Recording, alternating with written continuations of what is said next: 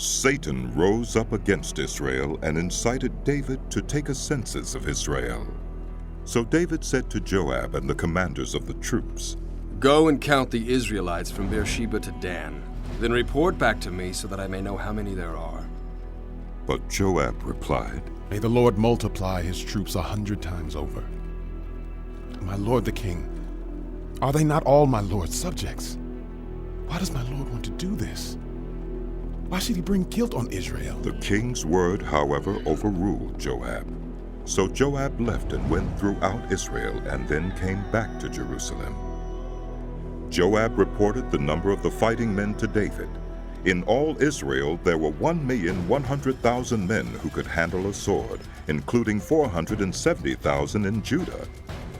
But Joab did not include Levi and Benjamin in the numbering, because the king's command was repulsive to him. This command was also evil in the sight of God, so he punished Israel. Then David said to God, I have sinned greatly by doing this. Now I beg you, take away the guilt of your servant. I have done a very foolish thing." The Lord said to Gad, David's seer, "Go and tell David, this is what the Lord says. I am giving you 3 options. Choose one of them for me to carry out against you." So Gad went to David and said to him, "This is what the Lord says. Take your choice. 3 years of famine, 3 months of being swept away before your enemies, with their swords overtaking you, or 3 days of the sword of the Lord, days of plague in the land, with the angel of the Lord ravaging every part of Israel. Now then, decide how I should answer the one who sent me." David said to Gad, I am in deep distress.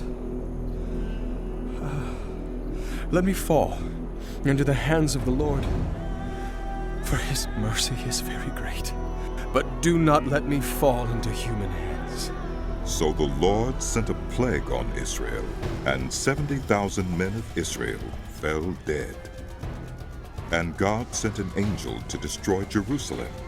But as the angel was doing so, the Lord saw it and relented concerning the disaster and said to the angel who was destroying the people, "Enough. Withdraw your hand." The angel of the Lord was then standing at the threshing floor of Araunah the Jebusite. David looked up and saw the angel of the Lord standing between heaven and earth, with a drawn sword in his hand extended over Jerusalem.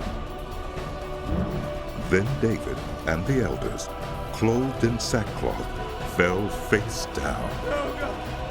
Oh God! David said to God, Was it not I who ordered the fighting men to be counted? I, the shepherd, have sinned and done wrong. These are but sheep. What have they done? Lord my God, let your hand fall on me and my family, but do not let this plague remain on your people.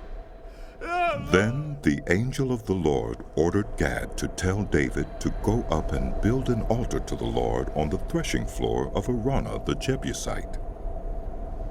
So David went up in obedience to the word that Gad had spoken in the name of the Lord. While Araunah was threshing wheat, he turned and saw the angel. His 4 sons who were with him hid themselves. Then David approached, and when Araunah looked and saw him, he left the threshing floor and bowed down before David, with his face to the ground. David said to him, Let me have the site of your threshing floor so I can build an altar to the Lord, that the plague on the people may be stopped. Sell it to me at the full price. Araunah said to David, Take it. Let my lord the king do whatever pleases him. Look, I will give the oxen for the burnt offerings, the threshing sledges for the wood, and the wheat for the grain offering. I will give all this. But King David replied to Araunah, No, I insist on paying the full price. I will not take for the Lord what is yours, or sacrifice a burnt offering that costs me nothing. So David paid Araunah 600 shekels of gold for the site. David built an altar to the Lord there and sacrificed burnt offerings and fellowship offerings. He called on the Lord.